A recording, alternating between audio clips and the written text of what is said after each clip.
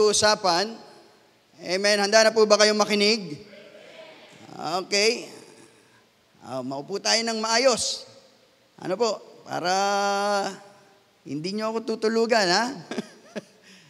Okay. Ito po ang sabi ng Bible. Kung ating pong bibigyan ng konting background, itong ating binasa, ano po, ay makikita natin dito po sa Acts chapter 3. Ito po yung time na si Pedro at si Juan ay pumunta ng templo at doon ay meron silang nakilalang isang lalaki na pilay, ano po, o lumpo. At ito po ay pinagaling. Tama po ba? And then sa Acts chapter 4, verse 1 ay makikita po natin na sila Apostle Peter at si John ay pinatawag ng mga priest at captains of the temple and the Sadducees, ano po, mga elders ng temple. At sila po ay, tawag dito, ay inimbestigahan, ano ba yung nangyari, pero hindi nila mapasabalian ang naganap ay isang totoong himala na ang isang taong lumpo o pilay ay napagaling sa pangalan ng Panginoong Hesus. At wala silang magawa o makita na pwede nilang maging panghawakan nila para sila Pedro at si Juan ay maparusahan.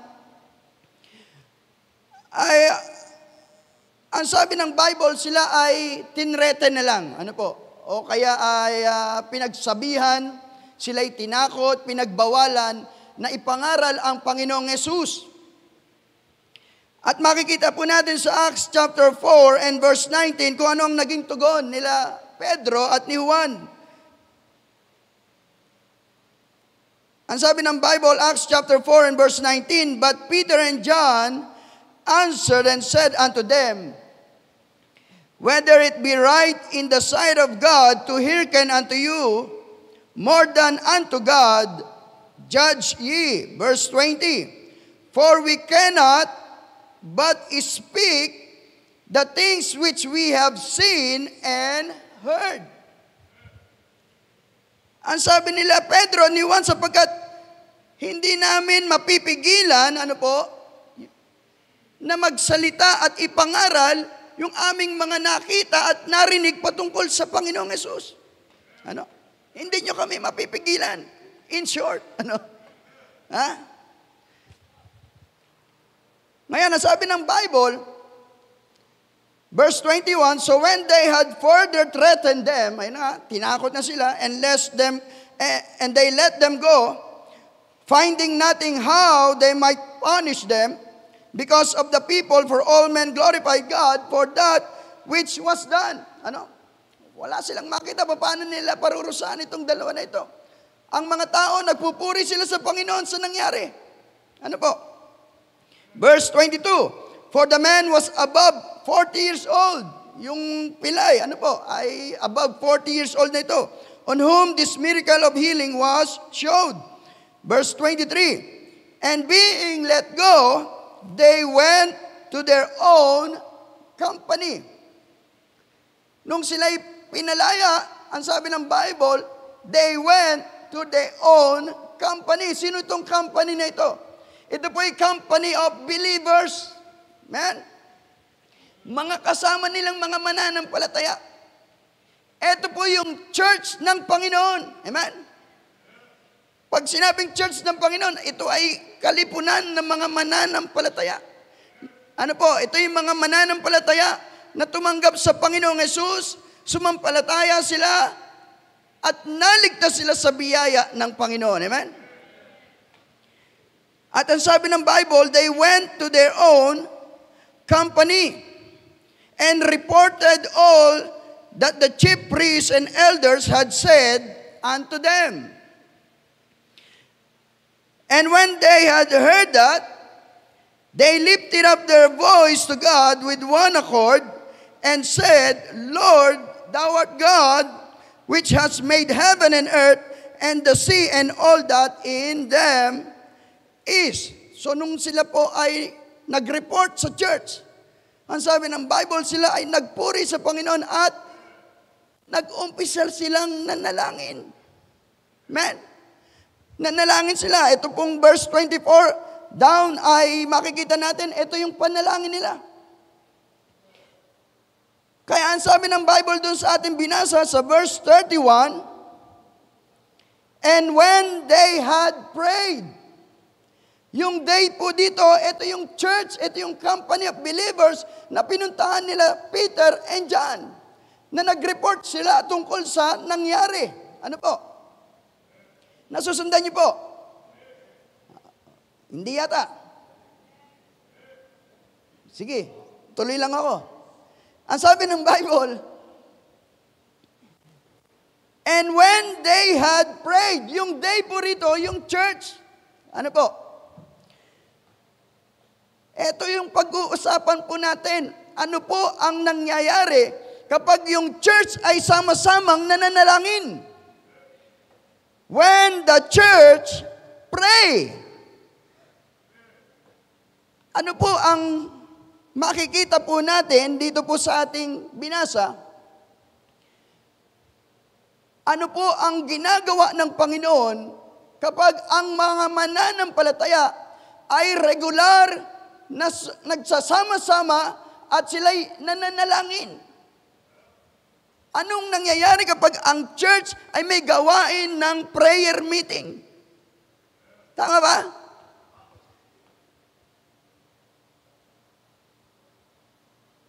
Alam po natin na ang bawat mananampalataya, personally, ay dapat meron tayong personal prayer life. Naintindihan niyo po ba yung aking sinasabi? Kung kayo'y mananampalataya at alam nyo na 100% sa langit kayo pupunta, dapat meron tayong tinatawag na personal prayer life. Ano yung ibig sabihin ng personal prayer life? Meron tayong time, personally, na nananalangin tayo, nakikipag-usap tayo sa Panginoon, personally. Naiintindihan niyo po yung sinasabi ko? Kamusta na po ang ating prayer life? Meron po ba tayong prayer life? O nga sabi ng Bible, ang lahat ng tagumpay bilang mga mananampalataya, lahat po yan ay nag-uumpisa sa panalangin. Maging ang Panginoong Hesus siya ang ating best example sa buhay natin. Kahit na gaano siya naging busy sa araw na ito, hindi niya makakalimutan na siya ay manalangin. Lagi po, ipinapakita yon sa atin ng Biblia. Meron siyang time para manalangin. Ganon din. Bago po siya napako doon sa krus, naandun siya sa Garden of Gethsemane. Anong ginagawa niya ron? Nananalangin siya. Amen. Bakit merong victory doon sa Golgotha? Because merong Gethsemane. Amen. Naandun ang Panginoon, nananalangin siya. Napakalaga po ng personal prayer life.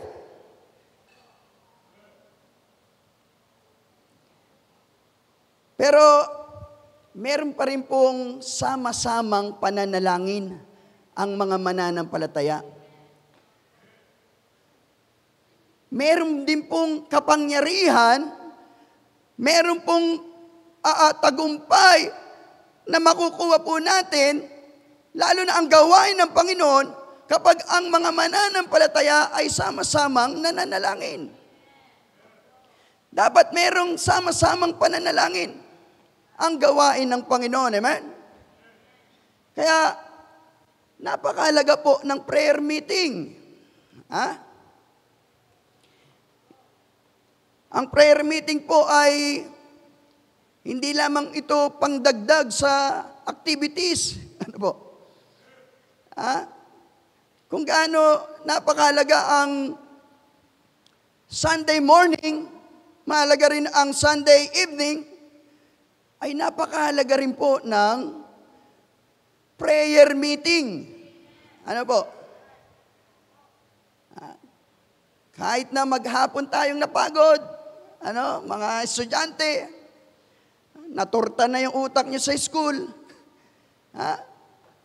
Pero kailangan pa rin tayong sama-samang mananalangin. Kailangan po yan, amen? Ngayon, ano po ang nangyayari kapag ang mga mananampalataya ay sama-samang nananalangin? Okay, dito na tayo sa ating mensahe. Ano po? When the church prayed. Number 1, ay makikita po natin dito sa verse 31. And when they had prayed, the place was shaken where they were assembled together. Ang sabi ng Bible, nung ang mga mananampalataya ay sama-samang nananalangin, ay ang sabi ng Biblia, nayanig ang dakong pinagkakatipunan nila. Nagkaroon ng pagyanig. Nagkaroon ng konting, sabi nating lindol. Nayanig yung kanilang pinagtitipunan. Alam niyo po, yung sinabi ng Bible na the place was shaken, ito po ay kumbaga ay dinideclare, declaring, pinapakita that God was there and that He was acting. Ang Panginoon ay nasa kanila at gumagawa sa kalagitnaan nila. Amen? Yun ay pagpapakita na ang presensya ng Panginoon ay nasa kalagitnaan nila. Amen? So when the church pray, number 1, the presence of God, perceive. Yung presensya ng Panginoon na hahayag. Kapag ang mga mananampalataya ay sama-samang nananalangin. Amen? Napakahalaga po ng pananalangin sapagkat makikita natin ang presensya ng Panginoon kumikilos, gumagawa sa buhay ng mga mananampalataya. At yan po ay pangako ng Panginoon. Pangako ng Panginoon yan. Sa Matthew chapter 18, ang sabi ng Bible, Matthew chapter 18 and verse 20, ang sabi ng Biblia, for where 2 or 3 are gathered together in my name, there am I in the midst of them. Pangako yan ng Panginoon. Ano po? Yung 2 o 3 na nagkakatipon sa aking pangalan, sabi niya, ako'y nasa kalagitnaan nila. Amen? Kapag ang mga mananampalataya, sama-samang nananalangin, ang presensya ng Panginoon ay nasa kalagitnaan natin. Amen? Kaya lang, ang problema, kapag hindi tayo aware, hindi tayo conscious, na ang presensya ng Panginoon nasa kalagitnaan natin. Yun po ang problema. Bakit po tayo hindi nagiging conscious? Bakit po hindi tayo nagiging aware na ang presensya ay nasa kalagitnaan natin? Bakit? Kasi nga po, hindi tayo nakikipagkaisa sa pananalangin. Paano mo mararanasan, paano mahayag ang presensya ng Panginoon sa buhay natin kung hindi tayo sumusuporta sa gawain ng pananalangin? Hindi mo talaga makikita yun. Ano po? Kaya napakahalaga na tayo sumusuporta po. Pag andyan ang presensya ng Panginoon, kikilos ang mga mananampalataya. Ano po? Ang sabi ng Bible, balikan natin yung Acts chapter 4. And verse 31. And when they had prayed, the place was shaken where they were assembled together, and they were all filled with the Holy Ghost, and they spake the word of God with boldness. Kapag ang presensya ng Panginoon nahahayag, ang sabi ng Bible, ang mga mananampalataya ay kumikilos para ipangaral ang salita ng Diyos na may katapangan. Amen? Kailangan po natin yan. Ano? Kaya nga po ay maging aware tayo. Maging conscious tayo lagi sa presensya ng Panginoon.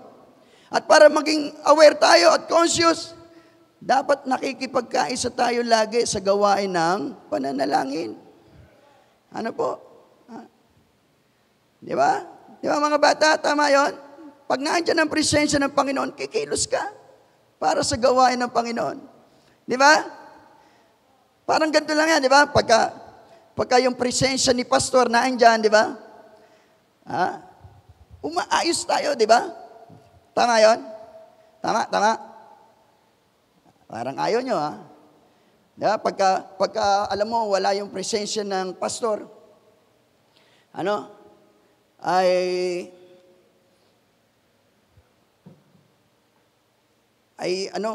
busy ka sa cellphone, Pagka andyan na yung presensya ni pastor, ay biglang Bible yung hawak mo, andyan si pastor. Bible. Di ba? Pagka wala yung presensya ni pastor, ano yung pinapakinggan natin? Biglang pag andyan si pastor, biglang Christian song na yung pinapakinggan natin, tama, ganyan din kami nun, Pag wala yung pastor namin, Pero pag nandiyan na yung pastor, ay busy-busy yan, Gawa rito, gawa doon. Bakit? Andiyan si pastor. Mapapagalitan tayo. Pero iba po pagka yung presensya na ng Panginoon. Amen? Tandaan natin, kay pastor makakapagtago tayo. Amen? Pero sa presensya ng Panginoon, hindi tayo makakapagtago. Walang lugar na pwede kang puntahan na makakapagtago ka sa presensya ng Panginoon. Amen? Tama ba? Okay. So, ang sabi ng Bible, the presence of God perceived kapag ang mga mananampalataya, ang church, ay sama-samang nananalangin. Amen? At yan ay nangyari dito po sa buhay nila Apostol Pedro at Juan at yung mga mananampalataya nung sila ay nagsama-samang nananalangin. Bakit? Ang purpose po nito ay ang mga mananampalataya ay magkaroon ng pagkakaisa. Kapag ang mga mananampalataya lagi sama-samang nananalangin, nagkakaroon tayo ng unity sa church. Amen? Yan po ang sabi ng Bible sa Acts chapter 4 and verse 24. Ano ang sabi ng Bible? Balikan po natin yon. Acts 4:24. And when they heard that, they lifted up their voice to God with one accord. Diba? Ang mga mananampalataya ay nagkakaisa sa gawain ng pananalangin. Maiiwasan natin ang pagbababagi, maiiwasan natin ang pagtatalo-talo. Bakit? Meron tayong iisa. Sabi ng Bible, nagkakaisa tayo. Pero kapag tayo po ay hindi sumusuporta sa gawain, makikita natin ang church walang pagkakaisa. Tama ba? Walang pagkakaisa.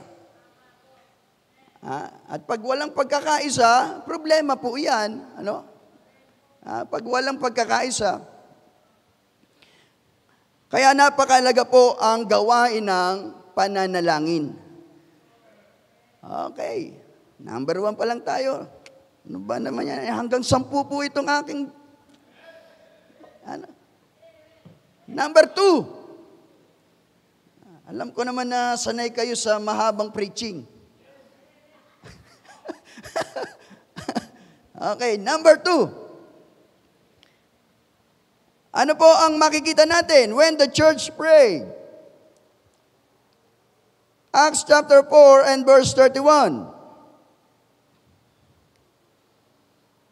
Acts 4:31. And when they had prayed, the place was shaken where they were assembled together, and they were all filled with the Holy Ghost. Amen? They were all filled with the Holy Ghost. Ibig sabihin, kapag ang isang mananampalataya, puspos ng banal na Espiritu ng Diyos, naahayag yung kapangyarihan. Amen? Yung kapangyarihan ng Panginoon. Ibig sabihin po niyan, the power of God received. Ano po? Kapag ang mga mananampalataya, sama-samang nananalangin, sabi ng Bible, tayo ay mapupuspos ng banal na Espiritu, na ang ibig sabihin niya, bibigyan tayo ng kapangyarihan ng Panginoon. Amen? At ang kapangyarihan lagi, ano po, ay may kinalaman sa pangangaral ng salita ng Diyos. Yung pagpupuspos ng banal na Espiritu, may kinalaman lagi yan sa pagbabahagi ng salita ng Diyos. Bigla kang magkakaroon ng lakas ng loob na mag-share ng salita ng Diyos. Ganun po, yung sabi ng Bible. Ano?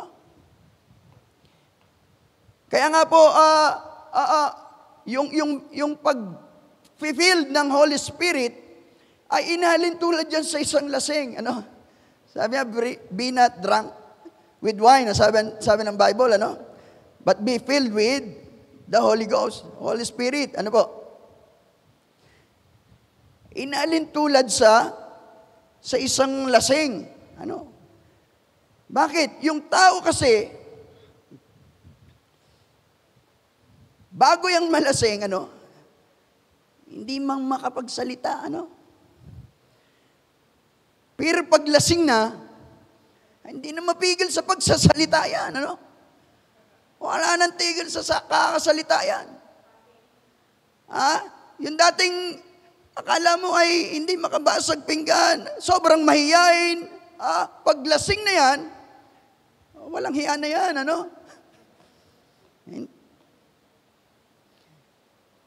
Ang lakas ng loob. Kahit yung boses niya ay 100% yung boses niya, no? Pero pag lasing na yan, akala mo napakaganda ng boses niya. Pagka nakahawak na yan ng microphone at kakanta na yan, ano?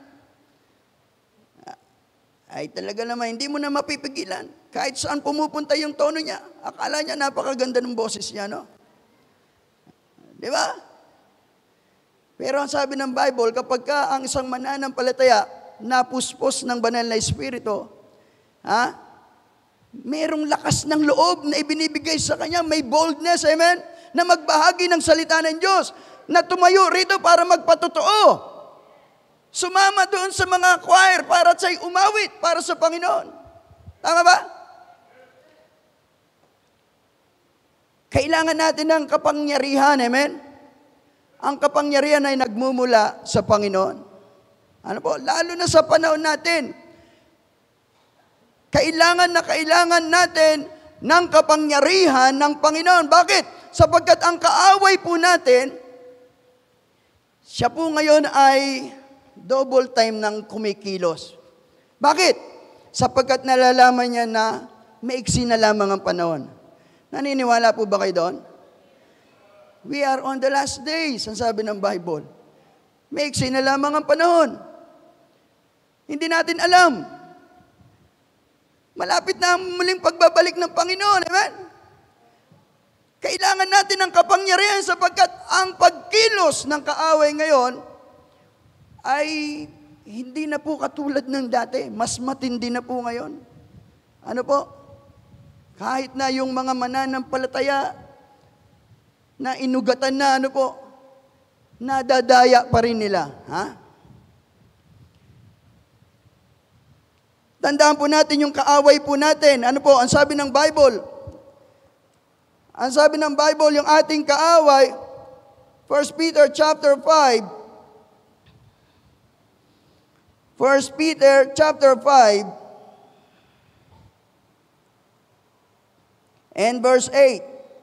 1 Peter chapter 5 and verse 8, be sober, be vigilant, because your adversary, the devil, as a roaring lion, walketh about, seeking whom he may devour. kayo'y maging mapagpigil, kayo'y maging mapagpuyat. Ang inyong kalaban na dyablo, na gaya ng leong umuungal, ay gumagala na humahanap ng masisila niya.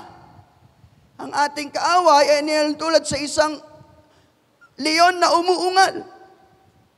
Na anumang oras, handa ka na niyang sasakmalin. Ano po? Kaya ang sabi ng Bible, be sober, be vigilant. Kailangan natin ito ngayon. Magagawa natin yan kapag ang kapangyarihan ng Panginoon ay nahahayag sa buhay po natin. Bakit ang kaaway po natin, ang dyablo, number 1, ay sabi ng Biblia, 1 Timothy chapter 4. 1 Timothy chapter 4. Andiyan pa po ba kayo? 1 Timothy chapter 4 and verse 1. Now the Spirit speaketh expressly that in the latter times some shall depart from the faith, giving heed to the seducing spirits and doctrines of devils. Ang kaaway natin ay nagsiseduce. Ano po? Siya ay tinawag na seducing spirit. Nang ibig sabihin ay espiritong mapanghikayat. Ay pagka makakapakinig tayo ng mga maling mangangaral, meron silang mga mapanghikayat na espiritu. Nakakala natin, tama yung kanyang tinuturo. Bakit? Magaling siyang magsalita. Magaling siyang magpaliwanag. Nakakapanghikayat. Pero ano sabi ng Bible? Ang kanilang doktrina ay doktrina ng demonyo. Ano? Doctrine of devils. Makikita na po natin yan sa panahon natin ngayon. Marami na po, even sa Baptist world, ano po, pumapasok na sila. At nakakalungkot, marami na po silang nadidivide ng mga Baptist church ngayon. Ha? Anong tawag nila? Rightly dividing the word of truth. Pero ang totoo, they divide the church. Ano po? Because of their seducing spirit and doctrines of devils. Mag-ingat tayo. Kailangan natin ang kapangyarihan ng Panginoon para hindi tayo mahikayat ng mga maling doktrina. Pangalawa, ang kaaway natin is liar, ang sabi ng Bible. Amen? John chapter 8. John chapter 8 and verse 44.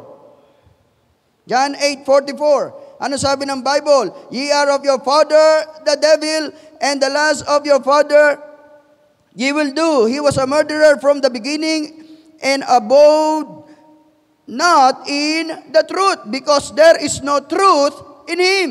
When he speak a lie, he speaketh of his own, for he is a liar and the father of it. The devil is the father of all liars. Ano po? He is a liar, sabi ng Biblia. Amen? And there is no truth, ang sabi ng Bible, na masusumpungan sa kanya. At napakagaling po niyang magsinungaling. Amen? Sa panahon po natin ngayon, akala natin, eto yung totoo, pero ang sabi, puro kasinungalingan lang ang ipinapakita sa atin ng dyablo. Amen? Kaya kung hindi tayo maiingatan, wala ang kapangyarihan ng Diyos sa buhay natin, madali tayong mapapaniwala sa mga kasinungalingan ng dyablo. Hindi lamang po yan. The devil blinded the mind. Ano po? 2 Corinthians. 2 Corinthians chapter 4 and verse 4. Ano sabi ng Bible? In whom the God of this world. Napasin po ninyo yun? Small letter G. The God of this world hath blinded the minds of them which believe not, lest the light of the glorious gospel of Christ, who is the image of God, should shine unto them. Ito po ang gawain ng dyablo. Ano? Bulagin niya ang pag-iisip ng tao para wag sumilay sa kanya ang liwanag ng ebanghelyo ng Panginoon. Siya ay merong mapanghikayat na maling doktrina. Siya ay sinungaling, walang katotohanan tayo makikita sa kanya at siya ay bumubulag ng pag-iisip ng mga tao. At sa panahon po natin ngayon, yan po ay nahayag ang gawa ng dyablo. Lalo na sa panahon po natin ngayon, ng henerasyon po natin, mayroon tinatawag na gender confusion. Ano po? Confused siya. Ano ba ako?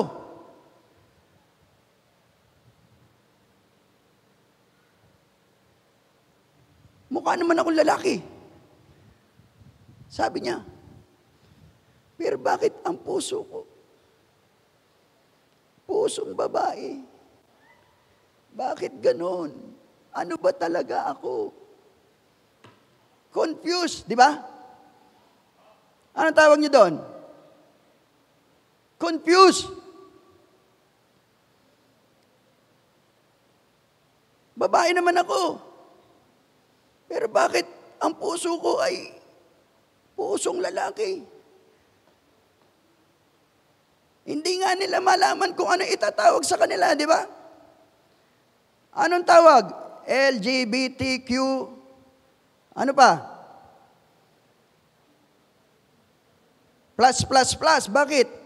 Meron pang lalabas. Hindi nila maintindihan kung ano yung nararamdaman nila. Bakit ganon? Sige nga, tanungin natin, bakit ganon? Bakit sila confused? Maliwanag sa Bible, there is a God of this world who blinded their minds. May bumubulag. May mga kasinungalingan na akala nila ito yung totoo. Ay, ano sabi ng Bible? Ye shall know the truth, and the truth shall set you free. Alamin mo kung ano yung totoo. At yung katotohanan na magpapalaya sa'yo. Ganun lang kasimple yun. Ang tanong nga sino bang nagkakamali? Ang Diyos o ang tao? Sino nagkakamali? Diyos o ang tao? Kapag ang Diyos ang nagkamali, hindi na yan Diyos. Tama ba? Tama ba? Pag ang Diyos nagkamali, hindi na yan Diyos. Sino nagkakamali? Yung tao. Nung nilikha ka niya, hindi nagkamali ang Diyos. Lagi niyo pong tatandaan yan. Nilikha ka niyang lalaki, hindi nagkamali ang Diyos. Nilikha ka niyang babae, hindi nagkamali ang Diyos. Ano po? Hindi nagkamali ang Diyos. Kaya napakalaking insulto sa Panginoon kapag ipipilit mo yung sarili mo at sasabihin mo, hindi ako lalaki, babae ako. Parang sinasabi mo, Diyos, mali ka, tama ako. Di ba napakalaking insulto yun sa Diyos? Ang Diyos pa nagkamali. O ang sabi ng Bible, bakit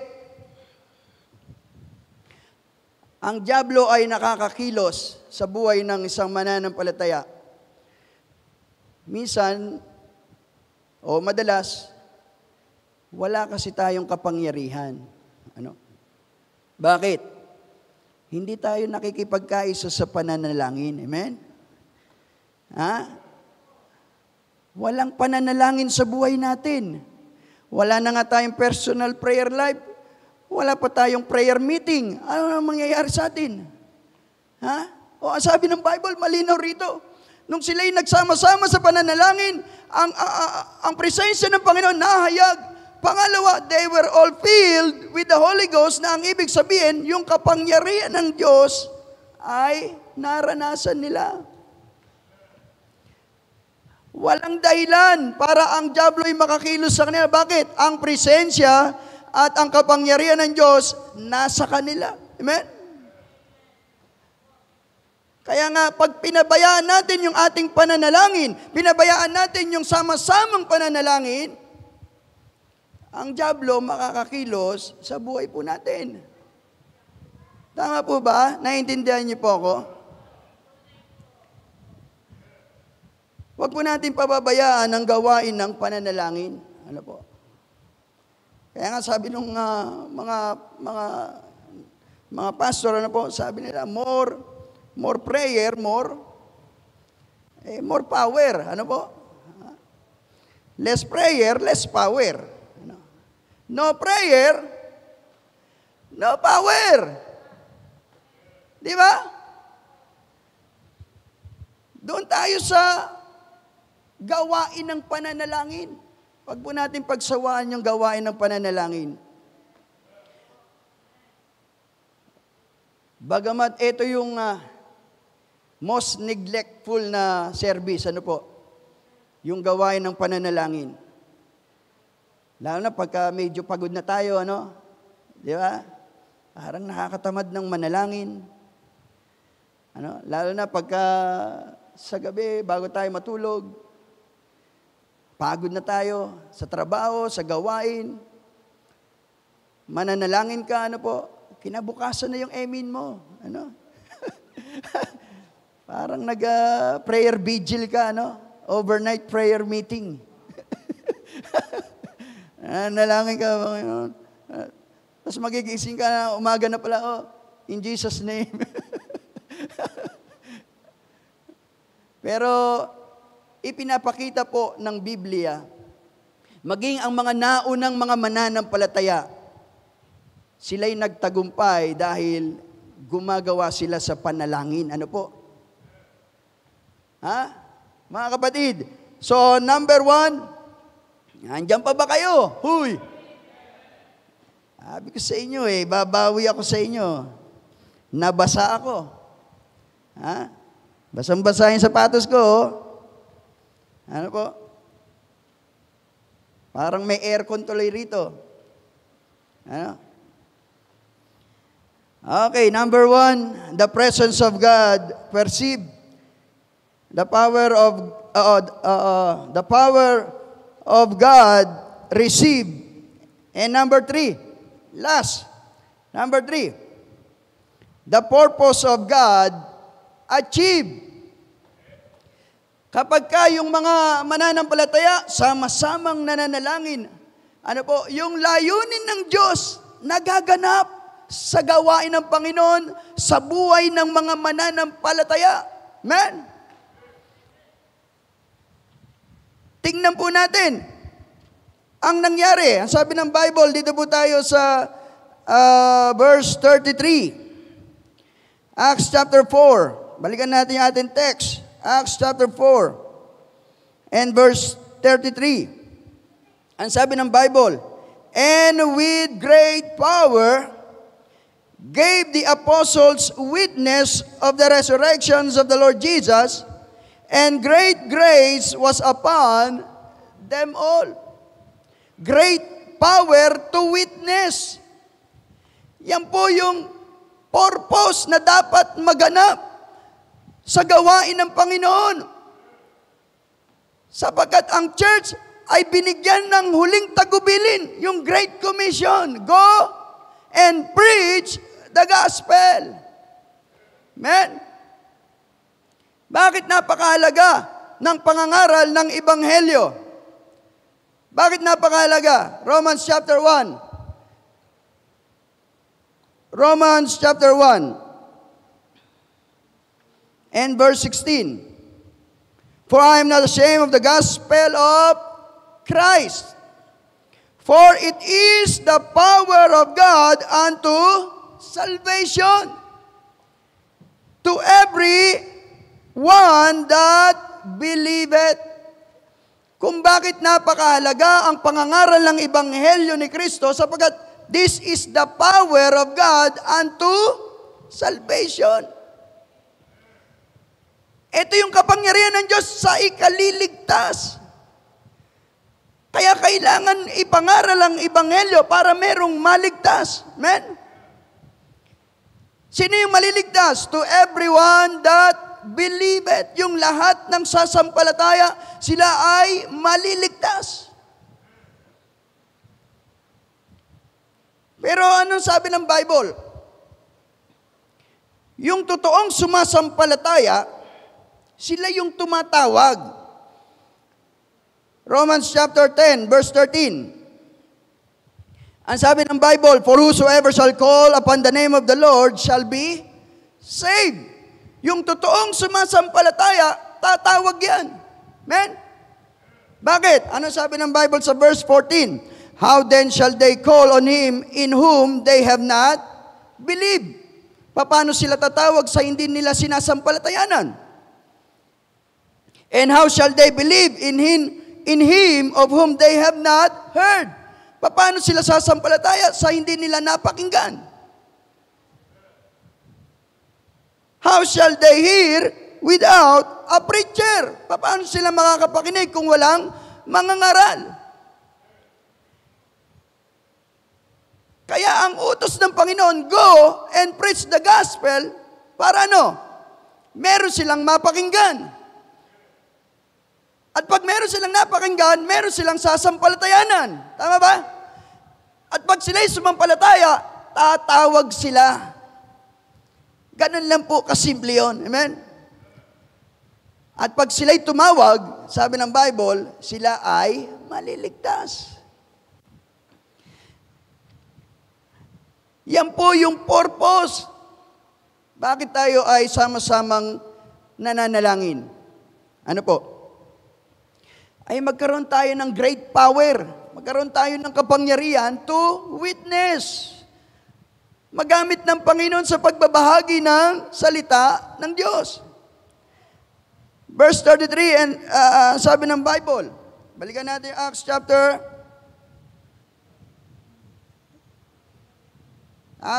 4 and verse 33. And with great power gave the apostles witness of the resurrection of the Lord Jesus, and great grace was upon them all. Nahayag yung dakilang biyaya ng Diyos sa buhay nila. O tatandaan natin yung paglilingkod sa Panginoon ay biyaya lamang ng Panginoon. Kung bakit tayo nakakapagpatuloy, yan po ay sa biyaya lagi ng Panginoon. Amen? Wala pong magsasabi rito, dahil yan sa aking kakayanan.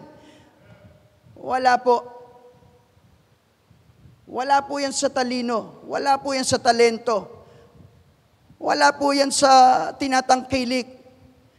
Ang lahat po ng paglilingkod ay sa biyaya lamang po ng Panginoon. Amen? Sa biyaya lamang po ng Panginoon. At yan po ay nahayag po sa kanila.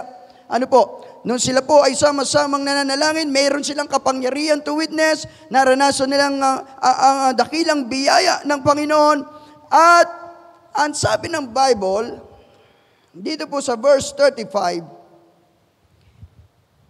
and laid them down at the apostles' feet, and distribution was made unto every man according as he had need. Great distribution. Ang mga mananampalataya, nagkaroon sila ng pag-ibig sa pagbibigayan. Tama ba? Ang mga mananampalataya na sama-samang nananalangin, nakikita nila yung pangangailangan. At ang sabi ng Bible, yung mga mananampalataya na may kakayanan na magbigay, ay ang sabi ng Bible, ibinigay nila sa apostles' feet at nagkaroon ng great distribution. At ang mga mananampalataya ay nagkaroon ng pagbibigayan. Napakahalaga po na ang gawain ng Panginoon ay nagpapatuloy. Amen? Ang mga gawain ng Panginoon ay nasusuportahan. Napakahalaga po niyan. Sapagkat dito po makikita natin yung purpose ay nagaganap sa gawain ng Panginoon. Ang purpose ng church ay hindi lamang po tayo humayo, mangaral ng salita ng Diyos. Ano po, tatandaan natin, merong great commandment pa rin ang Biblia. Hindi lamang po yung Great Commission ang sinusunod natin. Ano yung Great Commandment? Love the Lord thy God with all thy heart, with all thy soul, with all thy might. Ano po ang sabi ng Bible? This is the first and great commandment. And the second is, love thy neighbor. Love thy neighbor. Paano natin may papayag yung pag-ibig natin?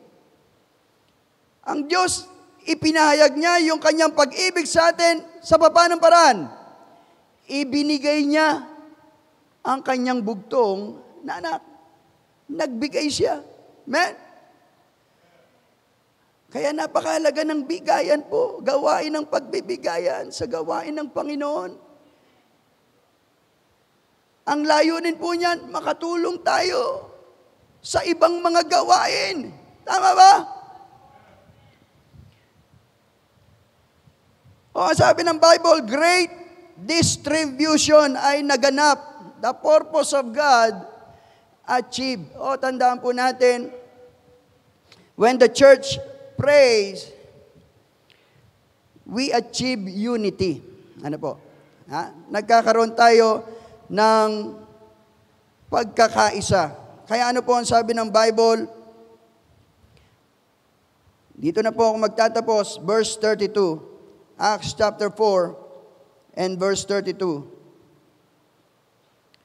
And the multitude of them that believed were of one heart and of one soul.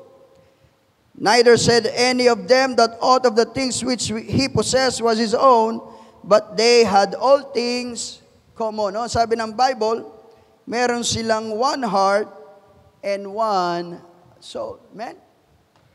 When the church prays, we achieve unity. When the church prays, the presence of God perceive, the power of God receive, and the purpose of God achieve. Amen? Huwag po natin pabayaan ang gawain ng pananalangin. Suportahan po natin ito. At makikita natin ang tagumpay ng gawain ng Panginoon ay nag-uumpisa po yan sa mga mananampalataya na nagmamahal sa gawain ng pananalangin. Amen? Tayo po lahat ay magsitayo. Tayo po yung mananalangin na. Let us pray. Panginoon, salamat po sa inyo pong biyaya, Panginoon. Salamat po sa gawain ng pananalangin. Salamat, Panginoon, sapagkat ito po ay isang gawain na nahahayag ang inyo pong presensya, ang inyo pong kapangyarihan ay mararanasan, at ang layunin po ninyo sa gawain ay nagaganap. Kaya dalangin ko po, ang mga mananampalataya ay magkaroon ng espiritu ng pakikipagkaisa, lalo na po sa gawain ng pananalangin. Pagpalain niyo po ang gawain po na inilagay niyo po sa lugar na ito. Pagpalain niyo po ang aming pong pastor na tagapanguna ng gawain na ito, si Pastor Jing, maging ang kanyang family, Panginoon, pagpalain niyo po sila. Patuloy niyo po na sila ay ingatan, proteksyonan, i-guide, Panginoon, at bigyan po ng wisdom and good health upang ang gawain, Panginoon, sa lugar na ito ay patuloy po na mapangunahan at ang inyo pong dakilang pangalan ay patuloy pong maitanyag at kayo po ay mabigyan ng parangal at maluwalhati, Panginoon. Maging ang mga mananampalataya, O Diyos, na inilagay po ninyo sa lugar na ito, pagpalain niyo po sila. Gamitin niyo po kaming patuloy na maging blessing sa gawain na ito. Ganun din ay patuloy po na abutin din naman ang mga pangangailangan at ganun din patuloy na bigyan kami ng kagalakan, kasiglaan sa paglilingkod sa inyo. Diyos, pagpalain niyo po ang ministry na ipinagkatiwala po ninyo sa lugar nito. At sa buong Harvesters family, pagpalain niyo rin po, Diyos. Kayo po ay patuloy na gumawa at kumilos at ang inyo pong pangalan ay patuloy po na maitas, ang ebanghelyo ay patuloy po na maipalaganap, Panginoon. Maraming salamat. Pagpalain niyo po kami at patuloy sa inyo lamang po ang kapurihan. Ito po ang aming samad dalangin sa pangalan ni Jesus.